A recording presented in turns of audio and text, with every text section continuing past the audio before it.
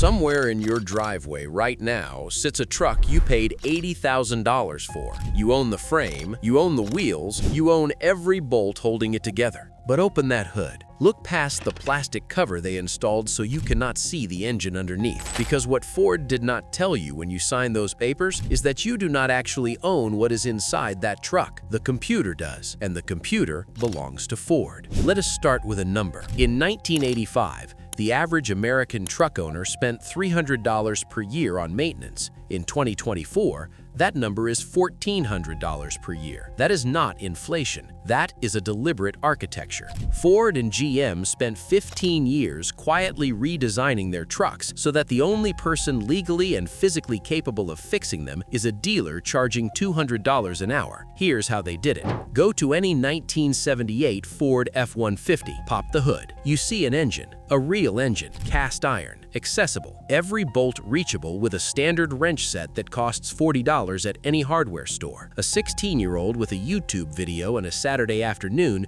could change the brakes, the alternator, the water pump, and the spark plugs. Now go to a 2024 Ford F-150. Pop the hood. You see plastic, a wall of plastic covering everything underneath. Remove that plastic and you discover that Ford has packed the engine base so tightly that for basic repairs, mechanics have to partially disassemble the front of the truck just to reach components that used to take 30 seconds to access. That's an $800 labor bill on a job your grandfather did before lunch.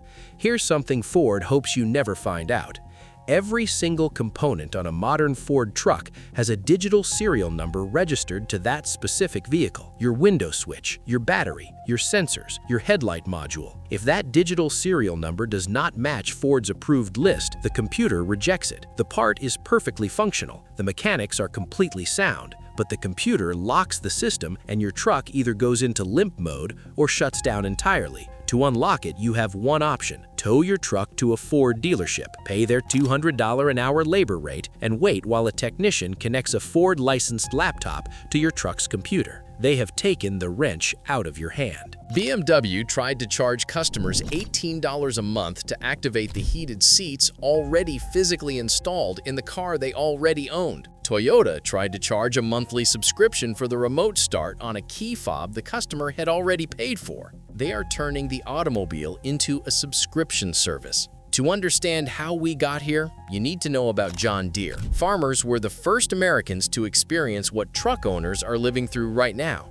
A farmer spends $500,000 on a John Deere tractor. A $50 sensor fails during harvest season. The farmer can see the sensor, he can reach the sensor, he can physically replace the sensor in 10 minutes with a basic wrench, but the software bricks the machine. The entire $500,000 tractor sits dead in the field until a John Deere certified technician drives out to the farm, connects a company laptop, and grants the farmer permission to use his own $500,000 machine. John Deere saw the profit in that moment, and they never looked back. Do not make money selling the vehicle once, make money every single time the owner needs to use it. Ford saw this, GM saw this, and they spent the next decade quietly redesigning their trucks around the same principle. The result is sitting in your driveway right now. That sends your repair money to a Ford dealership every single time something goes wrong. Not because old trucks could not be fixed, but because new trucks were specifically designed to be impossible to fix anywhere else. The American Automobile Association calculated that the average new truck owner spends $1,400 per year on maintenance and repairs. But that average hides what happens after the warranty expires. Once your Ford F-150 crosses 60,000 miles and the powertrain warranty ends, the annual repair cost for the average owner jumps to between $2,200 and $3,100 per year. On a truck, you are still making payments on. Your monthly payment does not stop. Your insurance does not stop. And now your mandatory dealership repair visits do not stop either. Compare that to a 1985 F-150. Owners of pre-computer trucks report average annual maintenance costs of $400 to $600 because they can source parts from junkyards, because they can do the work themselves or hire any independent mechanic, because no computer is rejecting parts and demanding dealer certification. The difference between owning a 2024 F-150 and a 1985 F-150 in repair costs alone over 10 years is between $8,000 and $25,000. That's money going directly to Ford dealers dealerships, not because the new truck is more complex, but because Ford architected the new truck specifically so that money has nowhere else to go. Here's what the industry doesn't want you to see. Across America, there is a quiet revolution happening in garages and farm shops. Mechanics are buying bootleg diagnostic software on the black market to bypass Ford's dealer lockouts. Farmers are purchasing hacked firmware from overseas to jailbreak their equipment so they can fix their own machines. And a growing number of truck owners are doing something Ford's entire business model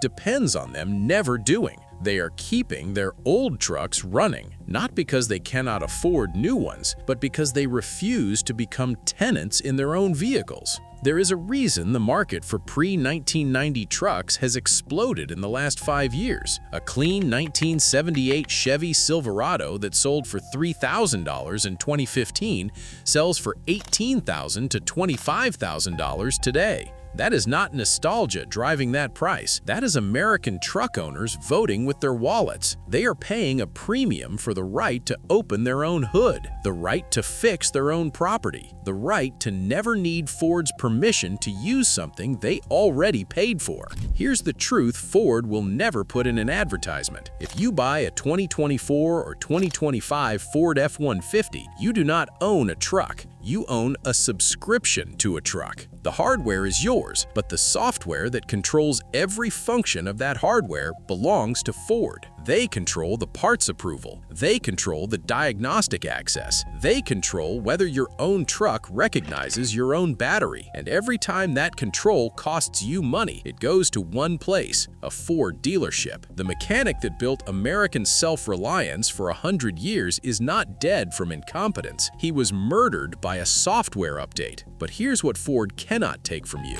the ability to choose. There are two paths in front of every truck owner in America right now. Path 1, find your state's right to repair legislation and support it. Several states have already passed laws forcing manufacturers to provide independent repair access. The more states that pass these laws, the faster Ford loses its monopoly on your hood. Path 2, buy analog. Find a truck built before the digital lockout era. A truck where the hood opens to an engine you can see, touch, and fix. A truck where the window switch is just a switch. A truck where you are the mechanic and Ford has no seat at the table. The old iron is still out there. It's getting harder to find and more expensive every year because millions of Americans are already making this choice. But it's still available, and every mile you put on an old truck is a mile Ford does not collect a dealer fee on. They sealed the hood. They locked the software. They turned your truck into a rental. The question is whether you're going to keep paying the rent.